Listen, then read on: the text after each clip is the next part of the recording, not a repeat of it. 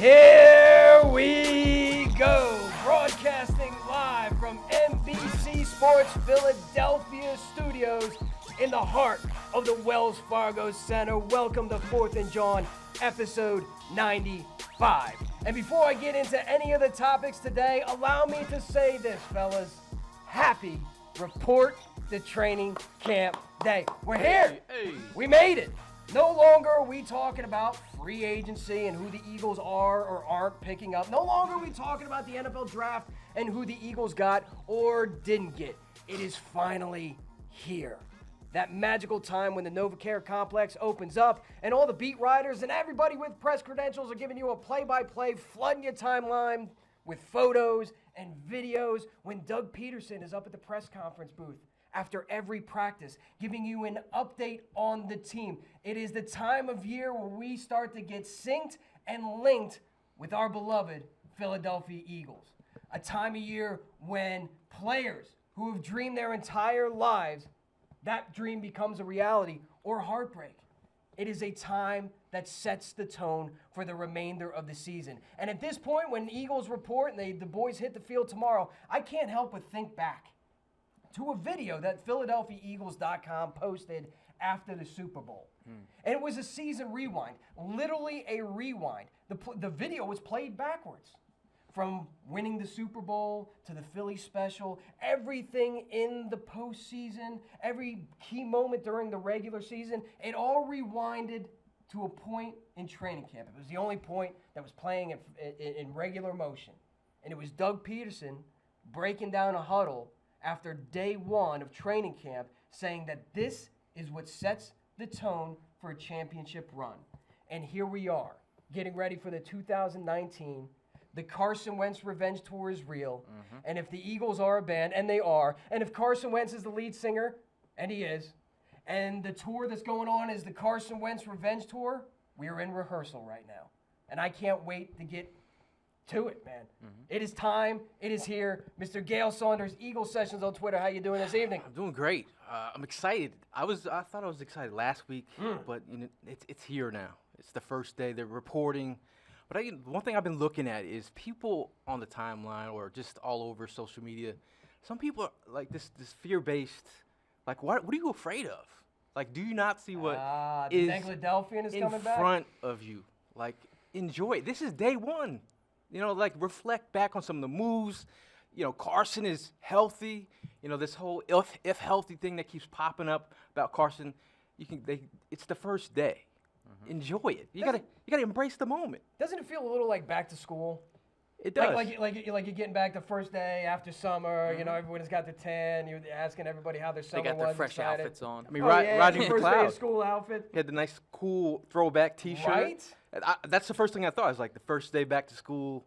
Rodney McLeod got his new gear on. He's like, Where do you even get that? it's pretty dope. I mean, You gotta buy that. You gotta buy that at like, Detmer's on the front. eBay or something like that. Ricky Someone had to Waters. have been selling that. Like, look, Irving So, Fryer. yeah. it is dope, but it brought back some bad memories when Ty Detmer was your starting quarterback, and you know the whole Ricky Waters for who for what. Yeah. Oh, those were the days. Those Ray Rhodes right before Andy Reid came in days. Yeah, no, we were all looking forward to training camp then, right? A little discombobulated. Little bit. Hollywood Hearn, you look good. Thank you. You shaved. Shaved up. You maybe put a comb through your hair. Maybe. You didn't come in here looking like rickety crickets. Thank God they can't smell me. Broadcasting live from the trash fire underneath I-95. It's Hollywood Did you put Hearn. deodorant on? Of course I put deodorant on. Notice how he's at the end of the table, because I don't want to sniff him yet. The shower thing is up for question, but how are you doing, Hollywood Hearn? Yo, the ice cream man is back, boys.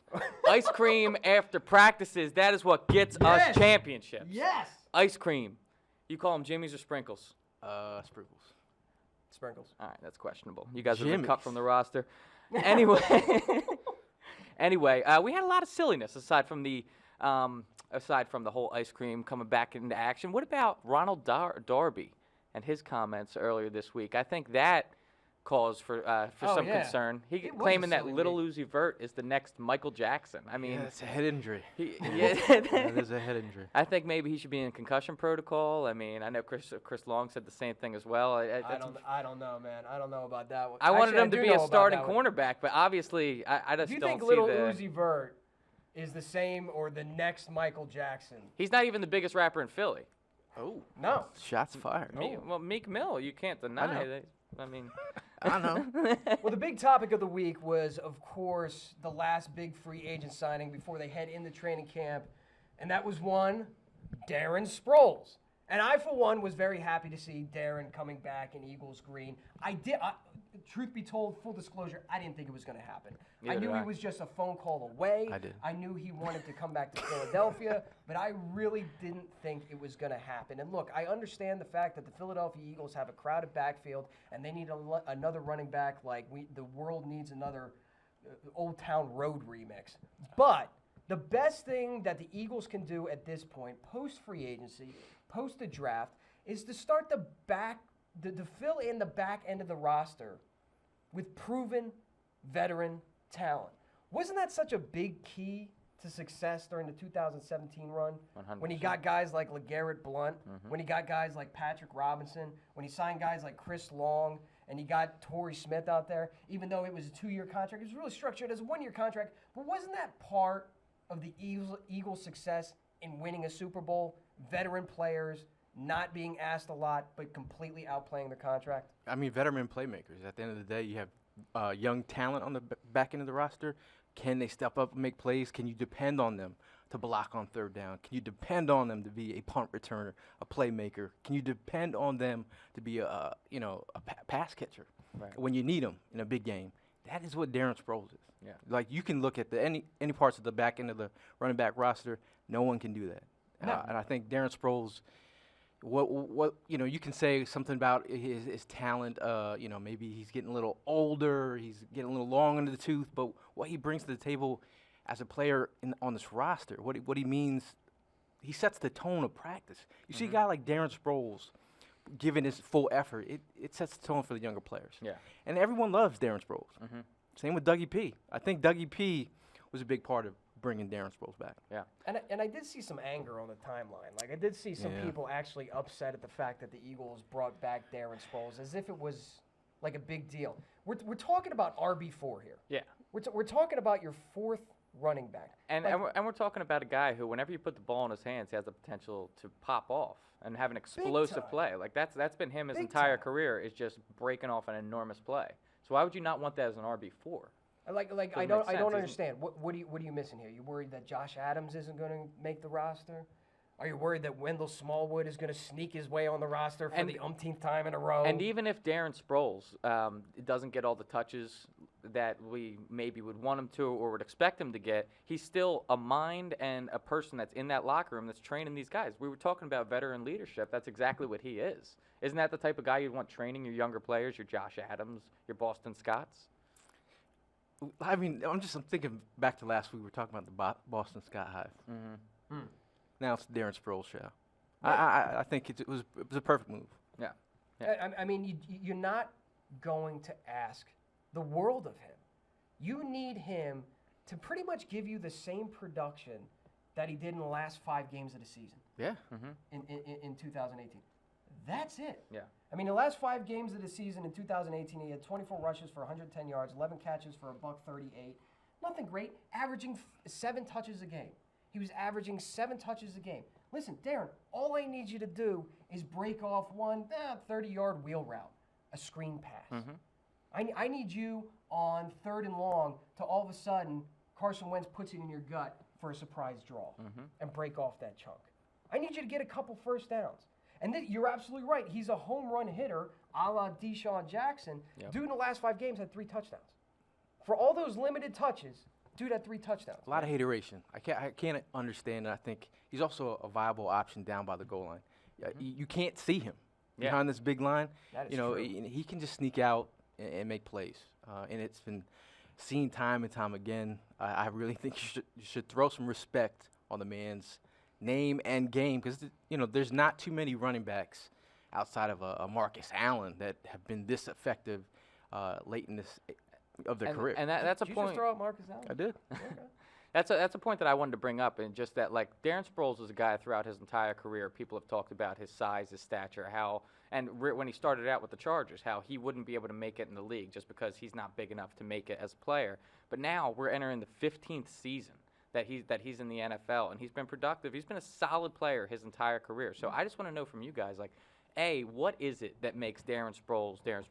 Is work ethic alone, and on top of that, who else do you see on this Eagles roster that has that type of it factor? Not that they're a super talented player, but that they are a player that is just willing to show up and work hard every day and put in a 15-year career. Obviously, Jason Peters is off the table. Carson Wentz is another obvious answer. But who else on this roster do you see? I mean, I was going to say Jason Peters in the sense that He's already passed it. but he just shows up, and his presence alone affects the locker room. He doesn't have to – his presence alone speaks volumes. Like, you have a guy like that in your locker room, you're just like, yo, that's the GOAT right there. Yeah. You know, as a running back or a special teams player, you see Darren Sproles, you're like, yo, that's the GOAT right there. His presence alone made Jake Elliott hit that bomb. Jason Peters. Yeah. Don't you miss this. Yeah. yeah. Don't you miss another one. But speaking on Darren Sproles' longevity, I mean, when you're talking about a running back that size, and Darren Sproles is near and dear to my heart. I was waiting. You had that look in your face. Yo, us 5'6" guys. You Like, got to stick together. we got to stick together. There aren't many of us out there, so when you find one, you attach onto it. When's the last time you've seen Darren Sproles take a big or a bad hit? The time he got injured. What was that? Was But it the Redskins game? But that's it. Like think about it. When's the last time you saw Darren Sproles get rocked? It's rare. He same usually way- can, like, spin out of his hit. The same way Deshaun Jackson got rocked against that Atlanta Falcon. Remember? Yep, in the chest. Yeah, in his first stint with the Eagles. Yeah, he got Brandon rocked Cooks. going across or Brandon Cooks. I think Darren Sproles is an incredibly intelligent player. Listen, when you're tiny, you know when to get out of the way. You already know you're not trucking dudes. Right. Yeah. Like, simply put, I'm not going into a game. You gotta beat 'em and a different trucking way, yeah. Anybody. You got to beat him with speed, and also you got to protect your body. Like, not for nothing, but Carson Wentz could learn a little bit from Darren Sproles in the fact that For sure. how he avoids hits, how he goes down, how he steps out of bounds, knowing when to go for it and Yeah. when to be like, yo, this ain't for me right I mean, now. Sproles has put some people on their backs. If you look over the tape, but also he's a great blocker on third down.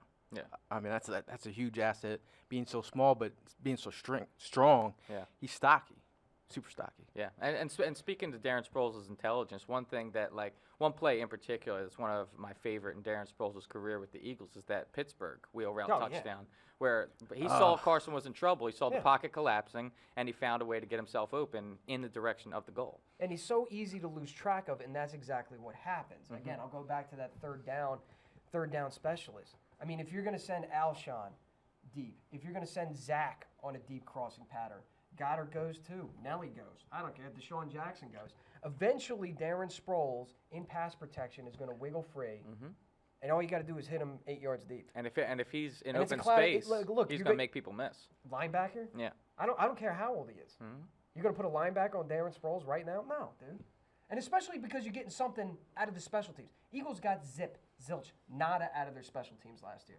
For as injured as they was, and as much as we talk about the struggles and the injuries and the secondary and all that led to Nick Foles coming in and then going and almost getting past the divisional round in the playoffs, we got Ugats from special teams. And especially just the stark difference that we had from the year that we won the championship, that our special teams was just popping off.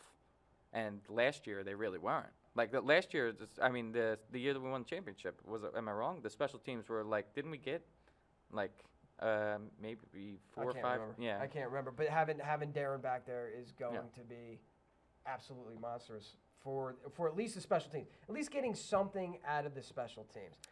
But to answer your question, to touch back on your question, because you circled around and said, like, what Eagles player could you imagine having a career as long as Darren Sproles? I think when all is said and done, like, Lane Johnson is going to be the new John Runyon. He's going to be that dude that was there playing for 13 years, grinding it out, gritty, tough, exactly what Philadelphia wants, embodies what the city's all about, longevity, and just gets at it. I see Lane Johnson as that guy.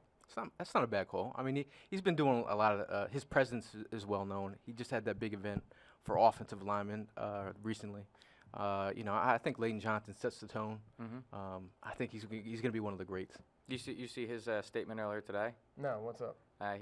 John Clark put out a video earlier today that I guess Lane Johnson made himself, and he was just talking about how he doesn't believe how he deserves to, when it's all said and done, no matter how many Pro Bowls he makes, he doesn't believe he deserves to be in the Hall of Fame because of the suspensions. However, he wouldn't mind being in the Eagles Hall of Fame. That was pretty much the. I like the self-awareness there. Yeah, I agree with that. Yeah, just, but just knowing that he's been playing with those 2 suspensions, that's they're like looming over your head. Exactly. So if he gets one more, that's 2 years, right? Yeah, I completely forgot about those. Yeah. I completely forgot about those. Lane Johnson can't stay off the juice. What? I love it. Hey, we talked last week about the Madden ratings. Gail takes a big look at them. It's important to Gail. Not so important to me. Could care less. I just don't like to be disrespected. But the NFL, the Eagles. I don't the want NFL Top 100, which by the way is a ranking not by writers, not by the fans. It's a ranking by current players. Had Carson Wentz at a 96. Yeah. He made consecutive back-to-back top 100s, which was great, but he dropped from 3 to 96. That's a 93-point drop. Yeah. That's monstrous. Yeah, but you also have to put it in context. The year that he got ranked 3rd, he was gonna be, we all think, the MVP of the league that year. That was the year that he threw for 37 touchdowns, and the Eagles went on to win the Super Bowl. And last year, I mean, I think he really performed well, but he didn't end up having the same impact that he had. He was playing with the broken back all year. He didn't have the same impact he had in the championship year. I was expecting his number to drop for sure. I was thinking maybe into like the 50s or 40s. I wasn't expecting 93 spot drop. If you're looking at the 82 Madden rating, you'd have to understand that like he's going to drop. But at the end of the day, I don't care about the rankings. I think it's like he was injured. Obviously, it's going to affect his place on the chart. But I think People were pissed. I want him there. People were pissed. And it's not even something I feel like you can really even get pissed about when it's something that's voted on by the other players that are playing against him. You know what I mean? Like, it's almost like, who are we to say? You know? But do you think Carson Wentz is at home like, dear Jesus, let me be on the top 100, top 10? I don't even think it's something he thinks list. about. Yeah, I mean, he's like, whatever. But the one guy that said that he is going to be the quarterback after Aaron and Drew and Tom retire, Mike Daniels. What? Yeah. What? He said that Carson Wentz is going to be the quarterback. Oh. Gotcha. No, I absolutely believe it, but it is a not nice. It is a interesting peek into kind of the national perception, and also the perception of his peers around the league as to where Carson Wentz ranks, because his stats were okay last year. Yeah. I mean, if He didn't light the world on fire. No, he didn't light the world on fire. 11 games, 3,074 yards, 21 touchdowns, 7 interceptions, a QBR of 64.9, blah, blah, blah, blah, blah. Like, you can argue if you were to extrapolate those stats into a 16-game season that he would have had a better season than his MVP, all that. All you had to do was give it the eyeball test and realize that Carson was not playing like Carson. Yeah. And that Carson was not having the same impact on the field with this offense under Mike Groh that he had during his 2017 borderline MVP campaign. You don't have to be a football expert to realize that. 100%. But it is kind of weird to see the players look at Carson Wentz, and even the national pundits, right, look at Carson Wentz and say to themselves, okay, is this an Andrew Luck situation? How so? Where like Andrew Luck, obviously he has double the years on Carson, but Carson had, showed flashes that first year, second year, borderline MVP, and then he starts getting hurt. Same thing with Andrew Luck. Okay, does he start getting hurt? Andrew Luck comes back next year, plays all 16 games, 4,600 yards, 39 touchdowns, 5 interceptions, and everybody forgets about the injuries. Or, heaven forbid, do the national pundits and the players around the league look at him like, okay, he could either go the path of Andrew Luck, or he could go the path of RG3. Yeah. Where he just has like one brilliant year, and then all of a sudden can't stay healthy and is never the same again. I would have to say I'm not speaking that into existence. I'm not saying that's what I believe. But we in Philadelphia do not see Carson Wentz the same way nationally that they do. Yeah. I mean, we've seen enough flashes from Carson Wentz to know that like he's doing some special stuff. Yeah. You know, like just little plays, like whether it was the Seattle game where he's sidearming a ball like 50 yards on a rope, or you know, like dropping the dimes on his first game against the Browns. So I'm like, yo, I'm seeing something. Or the escape in Washington. Or the play with Sproles, where you know that kind of mentality, like, yo, that's a franchise quarterback. Right. We're seeing. Well, I think us as Eagle fans last year, what we saw in that MVP season, you know, you saw a player who was loose. You saw a player who believed in his talents, and it was just it was raw ability. But he was also, you know, he didn't have a care in the world but winning. Yeah. You saw him last year, a guy who struggled to get healthy. Yeah. Wanted to come back so much. You know, put everything on the line. He was playing with players that he didn't get that rapport with early in training. So he didn't have the juice last year. Yeah. No, I agree. You could see him thinking way too much. He was missing open receivers. He was, you know, eyeballing Ertz a lot. Yeah. And you could see it. So I really feel like with this new season, I think we're going to get a reborn Carson Wentz. What I saw in Carson in the MVP season was you can pretty much count on it that you would see 1 to 3 to 5 like electrifying plays that made you just like your jaw drop each game, where you're like, oh my God, this is my quarterback, and there's like no doubt about it. That didn't happen with the same frequency last year, and I think a lot of that has to do with the injuries he was dealing with and not having the rapport that he had with his playmakers. But honestly, going into this season with all of the weapons that we got, dude, I'm gonna be. I don't even want to say. And there's no. You can say it. You can say. What are you gonna say? I'm gonna be heartbroken if he gets hurt again, man. Like I didn't know he was gonna go that direction. Yeah. Put him in the bathroom, this guy. Put him in the bathroom, dude. Listen, I defend him all the way. It's understandable to my death about his ability, and I've been doing that. And if I have to go a third season in a row talking about how he's not as fragile as everyone says he is, that's. But this is set up because he has that pressure off of him. He has that pressure of coming with Nick being gone. You're saying? With Nick, plenty of reasons. Yeah. Now he's feeling the pressure of having to be Carson Wentz. He's feeling the pressure of having to be a franchise quarterback. He's feeling the pressure of can he stay healthy. But that's all inside of him.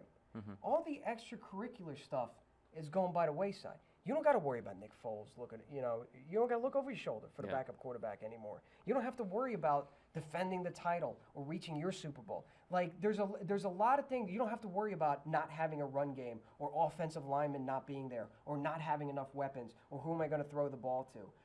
They set him up to do exactly what he did in 2017, which is just go out there and play your game. Yeah.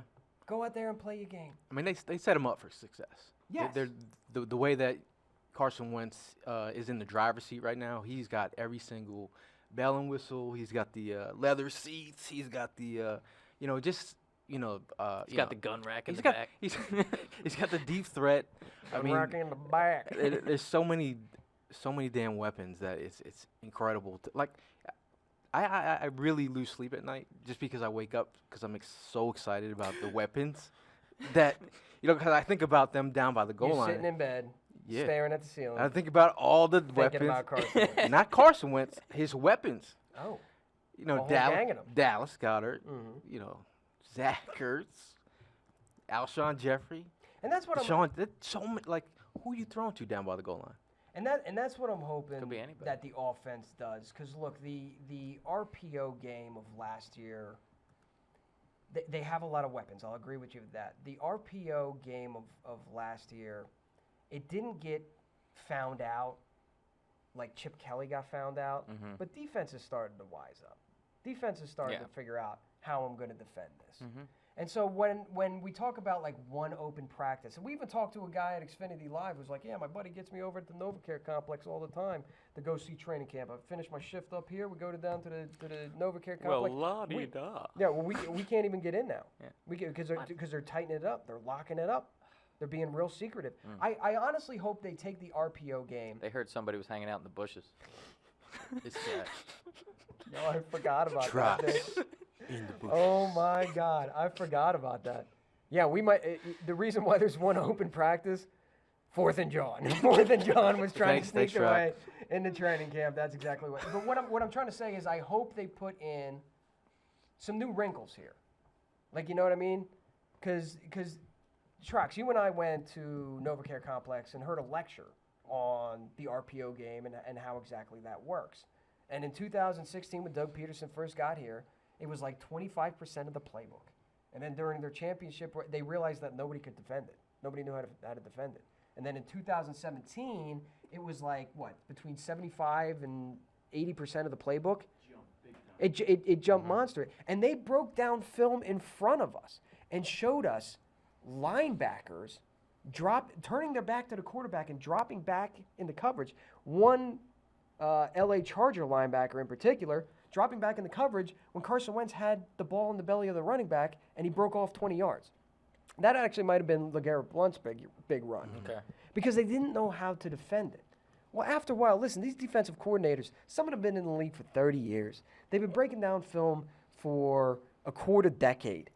You're not going to get stuff past them. Eventually, they are going to figure this stuff out. There's even an incorporated tell in the RPO that you know it's an RPO before the snap even happens. Do you know what that is? Hang defender? No. You know what that is? I don't know. If anybody's got a game DVR'd, go back and watch a couple offensive series of the Philadelphia Eagles. If you see the offensive line and half of them are in a pass set and half of them are in a run set, it's an RPO. Now go back and look at the way that defenses are defending that formation. When half the offensive line is in a pass set and half the offensive line is in a run set, you'll see them press. You'll see it man-to-man. Because they know Carson is going to read one of those linebackers. So now you almost put it in a position where the linebacker is now dictating to Carson, okay, I'm going to give you this look, which means you're going to react like this. And the defense is tipped off on it. Yeah, and plus for the numbers game, I think when you have certain weapons like we do now, I think it's an open season. I mean, plus if you have a running back who can create on his own, I mean, there could be a ton of explosive plays this season. But I think, sky's the limit. I still think they're going to do damage with these RPOs. I think so as well. I would just like to see whether it's 12 personnel, just some more wrinkles. Give don't go 11 all the time. No, I'm all about the 12 personnel. I mean, it's all about the 2 tight end sets. I was actually creating a meme earlier today. Were you? That's my move for the season is the 2 tight end sets. I think it's really imperative. What was the basis of the meme? I got to know. What meme were you making? It's Zach Ertz and Dallas Goedert in the brothers sweater. Step Brothers? Step Brothers. Okay. Yeah. Okay. 2 tight end sets. You'll see it tomorrow. Okay. But it's just that you really have to take advantage of Dallas Goedert and his skill set. I think they both can just wreak havoc in the middle of the field. I think if you have D-Jacks over top, they're going to put so much stress on the safeties. Yeah, and we're not even talking about Alshon yet. It's incredible. Alshon. This is Bailey. why this is why I wake up in the middle of the night. I think about it's incredible how many options that we have this season.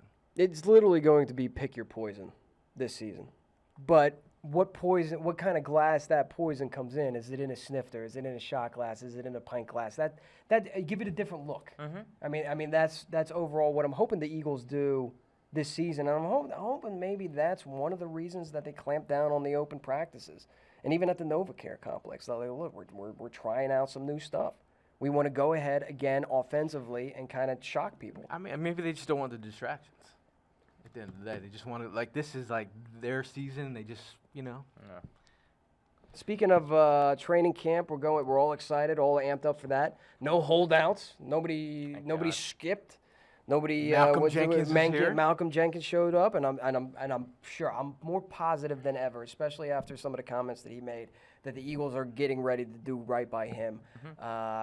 He's an invaluable leader. He is clearly the most important piece of that defense. Maybe not the best player, but the most important piece of that defense as a leader. But let us not forget that Malcolm Jenkins, without him, that secondary was Swiss cheese. Swiss cheese. He was the glue. He was the glue that helped. He was the coach on the field. So I do think they're going to certainly take care of him. I think he's the brains of that defense for sure. But it's nice.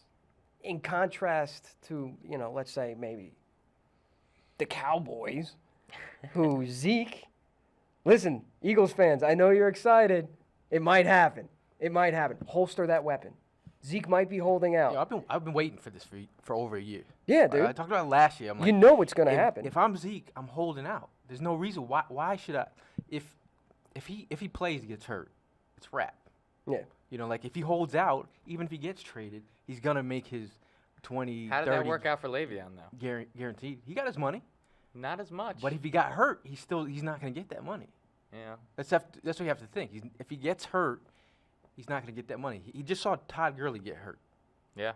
and now, like he got paid. So He got paid. Zeke, get your money. Get your money. Hold out. Hold out. And I know we're all excited about it. I certainly am because I've been calling this shot for a long time now, as of you. But holster that weapon because we got to wait till it comes to fruition. The Cowboys already exercised the fifth-year option of it. I don't know who has leverage here. Is it Zeke that has leverage because he knows that he's the most important part, not Dak Prescott, but the most important part of that offense, or because he's still got 2 years left on the deal? And I think, correct me if I'm wrong, I may be speaking out of turn here, but unless he shows up for training camp, August 6th, he might lose that eligibility towards that year counting towards his free agency. Yeah, I'm not sure about that, but I mean, at the end of the day, Zeke doesn't want to get DeMarco Murray. They just use him up and they get rid of him. That's a great comparison. You know what I mean? Like you're gonna run him into the ground. Yeah, and he's not gonna get his money. Like no, like you know that you're the focal point of that offense. Yeah. Take Zeke out of the picture. It's They are putting a lot of miles on him, man. They are. Get The your money, Cowboys. Zeke. Yeah. Get your money. I read some articles from down in Dallas. They're talking about like $63 million contract with 46 of it guaranteed, being the highest paid running back in NFL history, slightly surpassing Todd Gurley. Is that 3 or 4? Which is okay. Listen, you want to do that? Oh, okay, do that. But then what are you going to do with Zach?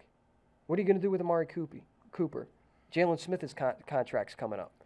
Like somebody, a fellow Eagles YouTuber pointed out to me that as of right now, if you look at the numbers, the Dallas Cowboys have something like $90 million underneath the salary cap for next year. Of course, this season has yet to be played, so you don't even know what that number is officially going to look like.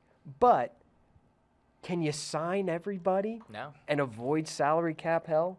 Can you sign everybody and still continue to grow that team? You just signed DeMarcus Lawrence. Yeah. Like, look, like if I'm the Eagles, I'm seeing the way Howie Roseman is operating this team, how he's playing to win for now, but he's planning for the future.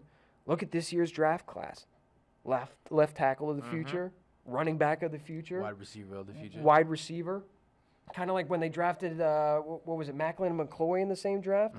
So meanwhile, they're still signing veterans like Darren Sproles on a one-year contract, playing to win right now, surrounding Carson with the weapons right now, but still having an eye towards the future. That's something, honestly, like if Howie Roseman was down there in Texas, I'd be worried because I would think, okay, the Cowboys are going to be good for a long time. I don't think they can navigate it. I don't think they can navigate it. I think the one thing they've done pretty well is draft, and I think they put some players, players that people didn't think would succeed. They've done pretty well. They took that gamble on Jalen Smith. That panned out. They got Ezekiel Elliott. Who was the Byron offensive Jones. tackle that fell in the draft to them or maybe he went undrafted and then the Cowboys picked him up? La'el Collins. Collins, Collins, yeah. But the thing is, at the end of the day, you're gonna give Zeke all that money. More money, more problems. Zeke, More money, go more get your problems. money. You get more problems, and I'm all for that. I love it. We apologize for missing you guys yesterday. We're broadcasting on a Wednesday. Normally we broadcast on Tuesday, but apparently for some reason the Rolling Stones never heard of 4th and Jawn, so they decided to have their reschedule the contract when we're supposed to broadcast. Kind of rude on their part. A little bit. A little bit. Little I bit. mean they should know whose house they're coming into here. You know what I mean?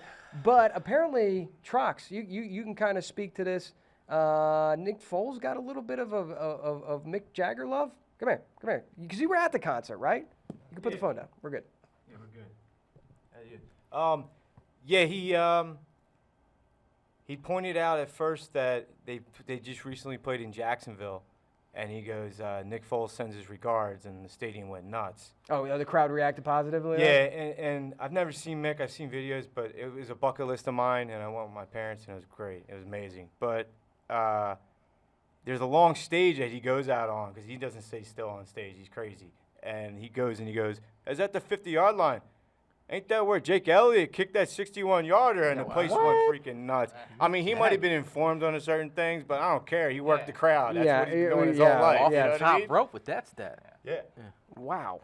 Mick Jagger knowing some Eagles trivia. I like it. Okay.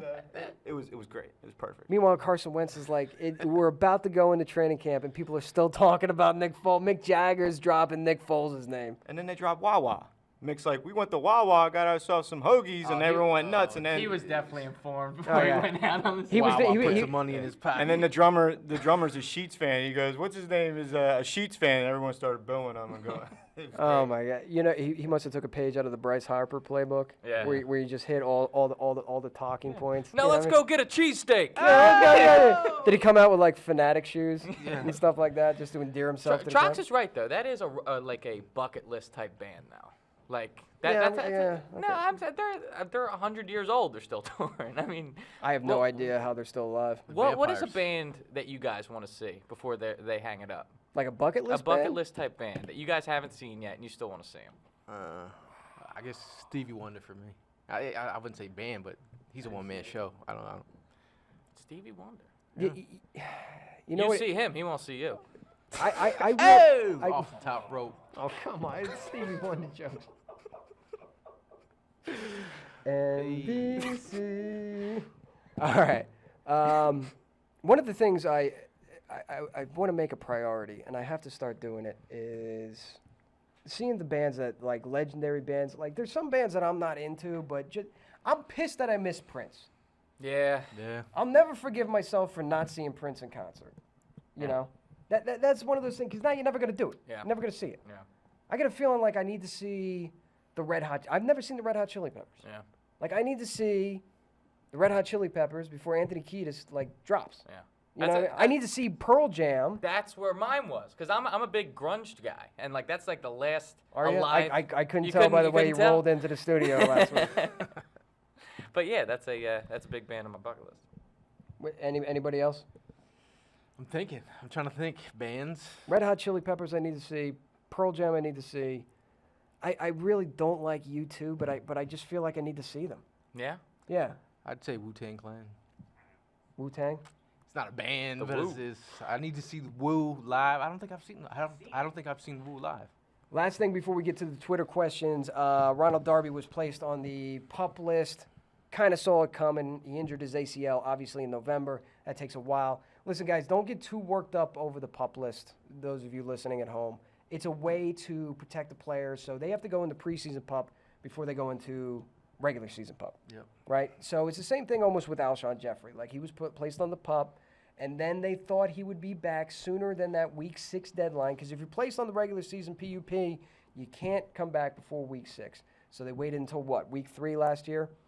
Week 3? Mm-hmm. So don't think that Ronald Darby being on the physically unable to perform list or Brooks being on the physically able to perform list means that they're not going to be ready for the start of the regular season. It's simply a roster adjustment. It's a protection for both the player and the team so that if they have to put him on PUP, they doesn't count towards the regular 53 on game day. They can dress somebody else. But if he's able and ready to go, they might do the same thing that they did with Alshon Jeffrey, bring him back sooner than that, even though he might miss a couple games. I do think it's good for the Sidney Jones season brand and Rasul Douglas. I think they're going to get some meaningful snaps with the first team. I obviously want to see it. Mm-hmm. I want to see Sidney Jones.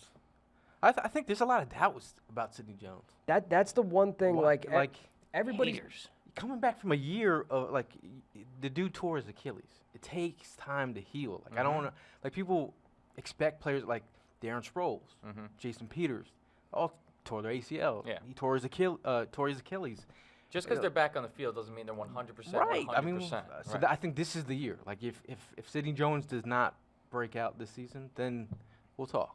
Yeah, everybody when we go into training camp, they got their eyes glued to something, right? And everybody, the whole nation, the whole NFL world is going to have their eyes glued at Carson Wentz and see how he's doing and how he's looking and how he's coming back from injury and how he looks with the offense and all the brand new toys, so on and so forth.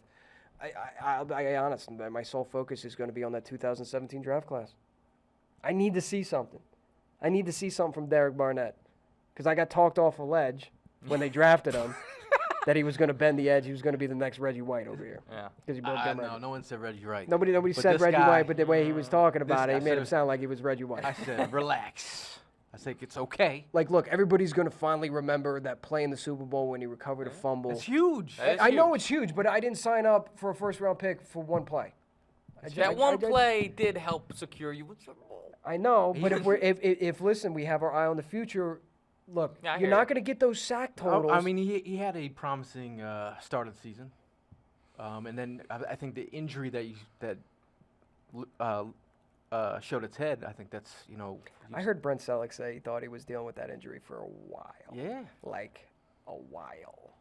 And I think as a rookie, you play into a longer season that you're not used to playing. Yeah. And you don't know how to play hurt. Some of them play hurt, get more injured, and then, But I think the last time I saw him at the Eagles Autism Challenge, little light. Little light. Really? I was a little concerned. I was like, bro, you need to start eating.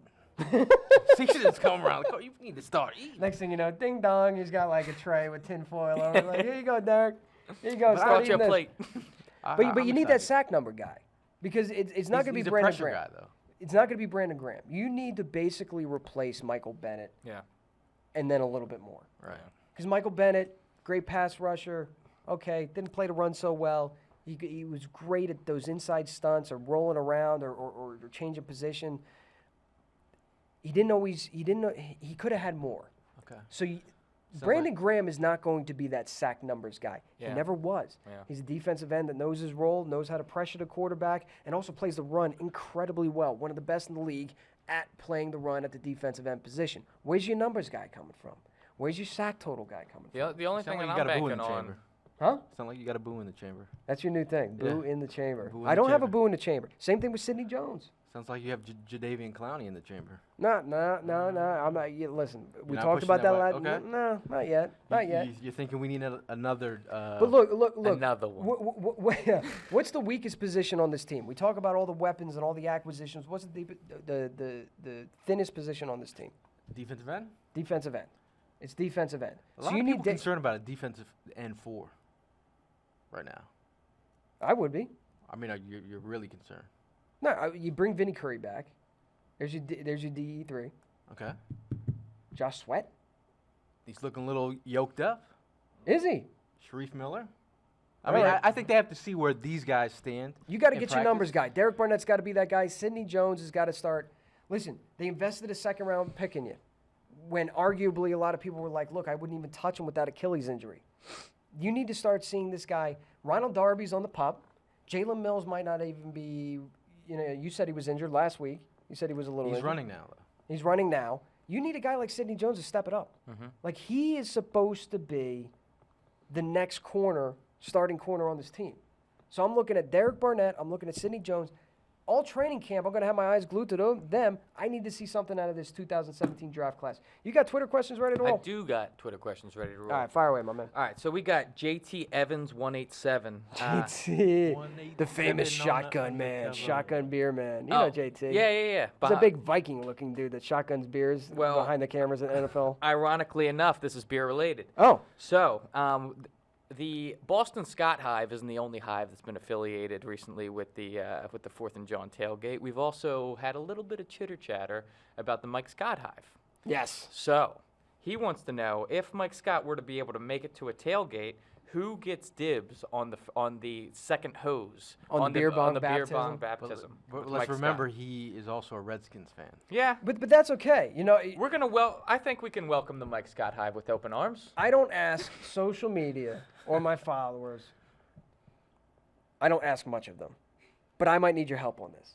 I might need you to tweet Mike Scott because he said he had interest in coming to the season opener tailgate. Mm-hmm. He just didn't know which one. Tweet at the man.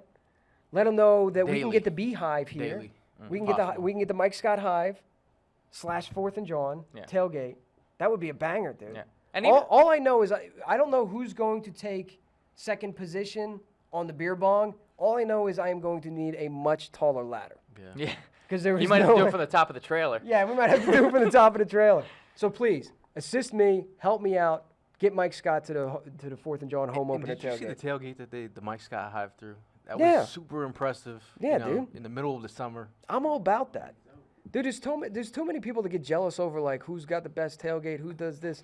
I always appreciate, like, JT throws his own tailgate.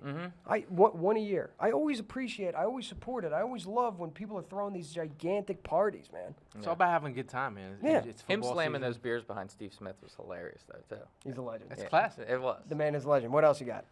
We got Kathmandu 513 wondering, is Dallas Goedert going to have a sophomore slump or a breakout year? You know, I said he would be, he's my pick for, like, breakout player for next year. And then I started to rethink that. Not because I don't believe in his talent. You got to spread the ball around. There's just too many mouths to feed. Like, look, you're not coming to the Philadelphia Eagles to be a fantasy football all-star. There's just too many hands. Who has the best opportunity to get over 1,000 yards? Nobody. Nobody. I'm glad we said it at the same time. If you have an expectation that any of these running backs are going to get over 1,000 yards, just strike that. Or wide receivers. But I Wide receiver, no. do think Dallas Goedert's going to break out, though. You're You going to do? see him utilized better than he was last year. I think Dougie P went back and looked back how he used the 2 tight end sets. I think he did a little disservice to that group. Over under 700 yards, Dallas Goedert. I'm going to go under. Over under. Dallas Goedert? Yeah. I'm going to go under as well. 600.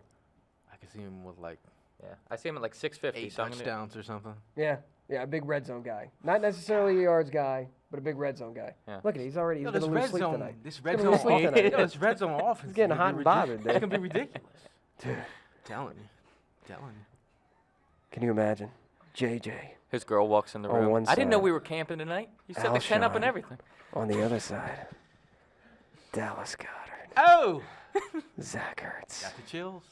Oh my God, is that Darren Sproles? You can't even see him. Oh wow. He just snuck in the back door. Carson, you're keeping me up at night. All right, this is getting crazy. What's the next Twitter question? Okay. SC the Otter 491 wants to know, what opponent are you most excited to see the Eagles face this next season? I'll go with the Patriots. Okay. That tailgate is going to be a banger. You got to, beating the Patriots at home. Plus, doesn't We also got some away games to choose from, though. Nah, but I agree with Gail here. It's going to be the Patriots, and besides, you can put all the Super Bowl stuff aside. Carson Wentz will never be more motivated during a regular season game as he will to beat the New England Patriots. Yep. Because he has to. He flat out, Prime. Wouldn't you agree? Like he has to. Nick did it, so now you got to do it. Like, look, expectations are high, but if you fall short of the Super Bowl, you'll be forgiven. If you don't beat the Patriots after Nick beat the Patriots, like people are, then the chatter's going to start. Yeah. The chatter's going to start way too early. Take away all the Super Bowl nostalgia. It's going to be Carson. I guarantee you, Carson's never going to be more motivated for a regular season game than he is against Tom Brady. He's got to beat him. That's a prime time matchup. It's going to be a primetime tailgate. Primetime You better bring that Super Bowl trophy. You better bring that Super Bowl trophy. We're going to be reliving that whole thing. Go ahead. Gary DG7 wants to know, he's talking about how Fletcher Cox got injured at the last game of last year, and he wants to know, do you think he'll get any time during the preseason, or will just kind of let him rest?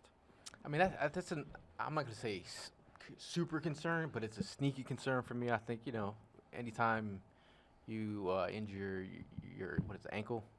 I mean, he was a walking boot when he saw you guys. I think, I just don't want to see him get hurt early. What is this? You recognize this fella? Oh This my God, fella is that on Mac Hollins? Mac Hollins. No, Yeah. stop. Looking like a homeless bike rider. He might be homeless by this point. He looks like Evan. He looks like Evan in the last episode, just rolling up. Does he? Yes, I'm alive. Instagram, Mac Hollins' official Instagram account. Yes, I am alive. It's good to know, Mac. We're starting to worry about you. Quit asking. Do you He says think? quit asking? Do you think he falls by the wayside? Has any impact at all this season, or Mac no? Hollins? Yeah. Dude, he's got to step it up. 6th, 5th receiver. Okay. Well, he's got to earn his roster spot this year. Yeah. Special teams gunner. I think, like he showed out that first time. He stiff-armed Kevin King in that Packers game. You're like, wow, this kid. He had 16 catches his rookie year. I just really think that injury just destroyed He's going to his, roll into the locker room and see JJ there. He's going to go, what's up, new Mac? he's new Mac. That's what he is. Return of the Mac. What do we got? What was the question? That one was about Fletcher Cox. No. And I don't care about preseason. If they want to sit the big dogs Put 'em down on and ice. rush them, put them on ice. Who cares? So Zach Feldman wants to know what's the most interesting roster battle to you guys? The corners. Corner. Definitely the corners, because there's so many of them. And I was talking last week about, name another team with another entire positional group where all of their backups have starting experience and are on their rookie and or like vet minimum deals. Mm-hmm. But because there's so many of them, how many defensive backs are you keeping on this roster? So when Darren Sproles was signed, the big question was, okay, how many running backs? Are you rolling with 4? Are you rolling with 5? What about this guy? What about that guy? We're going to be having those when you break down the chart of everybody that's on this roster and you go, okay, all right, how many linebackers are we going to fit in here? Mm-hmm. How many running backs are we going to fit? How many backup offensive linemen? Did we roll with 2 quarterbacks or did we do 3? Well, we just drafted that kid. I don't know. Did we put him on the practice squad and risk it? Every time you adjust something on the roster or you try to see how many people you're keeping at a particular position, you're going to be glancing back at that DB depth chart. Yeah. Mm-hmm. Because there's a lot. You want to keep all of them. There's a lot of great depth there. Heaven forbid the same situation pops up. At least you know you got starters in the bank. But are you going to sacrifice the depth at other positions just to keep all those DBs? So to me, the positional battle with A, dealing with the injuries, the starters dealing with injuries, B, all those guys there, who's going to come out on top? Sidney Jones, again, 2017 draft class. I need to see something from it. I love Avonte Maddox, Rasul Douglas. What happens with him? Does somebody end up getting moved or traded or released? That's kind of a surprise because, listen, we got to get rid of one of you guys. Yeah. I'm going to reiterate what you said. I really think it's the cornerback position. Yeah. But what I like is like the 2 guys that would normally be the starters are coming back from injuries. So you got these 2 younger guys that are super hungry. Yeah. Like it's their time to shine. Yeah. Like with Rasul Douglas, him being yoked up, everyone said he's in the best shape of his career. He put on a phenomenal performance down the run in the playoffs. Right. Sidney Jones coming back, showing his worth. And then the flip side of that would be those 2 guys that you expect to be your starters, had they been healthy, is they're extra motivated to come back and Right. perform because they don't want to lose that spot. And you, at the end of the day, you want competition in your position groups. They're going to push each other to be great. Right. And at the end of the day, if there's one other guy that's falls by the wayside, that's a trading piece. Right. But obviously, I want to keep them all. And there are going to be moves to make. Because they're not making a lot of money either. Like I said on the last show, Yeah, they're on the they're cheap. not making a lot of money, so you can keep these guys in house. One more? Yeah. Go ahead. All right, so Kevin P. Trump wants to know who is going to have the biggest impact in the running back room. I would imagine that'd be between Howard and Sanders. The biggest impact Yeah. to the running back. Yards-wise, I would say Howard because, look, you don't know his longevity with the team. You don't know if this is a one-year rental, if, So we just beat the brakes off him? You might just beat the brakes off him. Not that Doug Peterson would ever go with a run-heavy offense. You know it's not going to happen. We're going to be screaming at him by week 3 like, yo, dude, what'd you do? Forget to run the ball? You know it's going to happen. But with Sanders having this hamstring injury, you don't know if that's going to linger. He's a rookie. How much can he trust him? Pass protection is a big part of being on the field. That'll be Brian his Westbrook biggest, will tell you that. Mm-hmm. Pass protection is a big part of being on the field. Deuce Staley taught that to him. So Howard might be your guy that they just kind of, Jay Ajayi running to the ground, you know what I mean? Because we're not resigning you. Yeah. We drafted Miles. That gave us that flexibility. So Yeah. we might just boom, boom, boom, boom, boom, bang the rock with you. I'm going to go with Miles Sanders because I feel like he's one of the running backs in this group that can create on his own. Like you go across the board. Guy has juice that can get to the edge. Guy can change direction. But the key thing is him blocking on third down. Who do you believe is better receiving out of the backfield? Between Howard and Sanders. Sanders. Sanders? Yeah, definitely Sanders. Okay. But Howard can catch. It's not like he can't catch, but he's not like Yeah. he's not a Sproles. That was not Tariq a Cohen's whole Sproles. role on their offense. that's right? why he's here. Yeah. He's not a Sproles. That's why Oh, Darren is here. The Sproles haters, Like, look, relax. I'm giving you the eye roll. Every single camera. Listen, before we get on out of here, a couple housekeeping notes. Of course, please subscribe to us on iTunes. Give us a like on Facebook. How'd the Facebook feed go? Is this working for us? No, not working. We are trying to work out getting on Facebook Live for you guys, getting the cameras rolling and having it feed here exactly the way we're looking at the monitor here at NBC Sports Philadelphia. So we're trying to get that going. Also, don't forget Green Legion trips. Man, we are stoked for this. Yeah. We will really see looking you forward to it. Week 2, Atlanta. We will see you in Buffalo. We will see you in Miami. Hopefully twice. If you want to come tailgate with the 4th and Jawn squad on the road, let's say you're a displaced Florida, Eagles fan, and you want to come party with 4th and Jawn and the Green Legion, all you have to do is go to the website. They hook everything up: travel, hotel, tickets, tailgate, pre-game, the day before pep rally. They hook it all up for you. We just found out Fred Barnett is going to be at the tailgate. Fan of the show? So he was Listen, on he was the on show. the show. He was on the show. He's going to be at the tailgate. Okay. Hugh Douglas is going to be at the tailgate. All right. Hollis Thomas is going to be at the tailgate. So check out the website. All we ask you to do is use promo code Jawn, because they do track this stuff. They track it. B, if you put in that promo code, they're going to hook you up with a ticket either right next to us. We had somebody in Buffalo already called dibs on that. Already DM'd. Hey, listen, I booked my trip through Green Legion. Just make sure they know that it's me, so they sit me right next to you. If you want to come party with 4th and Jawn squad, if you want to come sit with us and watch an away game, visit Green Legion's website, put in promo code Jawn at checkout. Please do that. And until any final thoughts, guys, before we get on out of here? I'm going to be looking extra homeless in Buffalo. Maybe we should throw you through a table. What do you Yeah, think? I'm thinking about it. Listen, if I don't get I'll limber thrown up. through a table in Buffalo, No, I need to see that's it at least the once. only mission I have. Yeah. That's why we're going up there. Like, I'm going up there. I've already pop I've off already the reached top of out to some of the Bills Mafia leaders, Yeah. and I'm literally like, take me to your leader.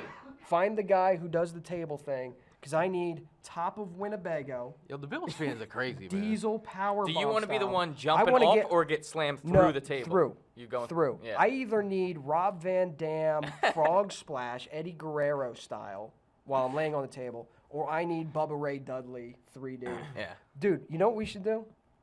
We're both Dress ball- up to Dudley. Yeah. Bring some bubble wrap. Yeah, let's go. Let's go. Let's go. Let's do it. Break our backs. Until next time, as always, enjoy training camp. Boys and girls, football is here. And as always, E-A-G-L-E-S, Eagles!